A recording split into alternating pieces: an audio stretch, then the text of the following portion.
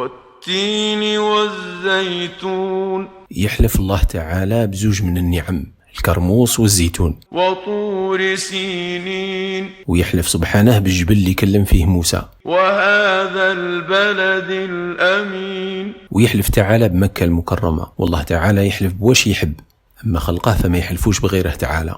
لقد خلقنا الإنسان في أحسن تقويم. خلق الله تعالى الإنسان في أحسن صورة، ثم رددناه أسفل سافلين. واللي كذب الرسل وعصى الله تالته يطيح في جهنم. إلا الذين آمنوا وعملوا الصالحات فلهم أجر غير ممنون. واللي طاع الله وتبع رسل جزاءهم جنات نعيمها ما ينقطعش. فما يكذبك بعد بالدين. يا ذاك الإنسان واش اللي خلاك ما تامنش بيوم الحساب؟ أليس الله بأحكم الحاكمين. ياك الله حكيم، كيفاش الظن يخلق الخلق يدير واش يحبوا بلا حساب ولا ثواب ولا عقاب؟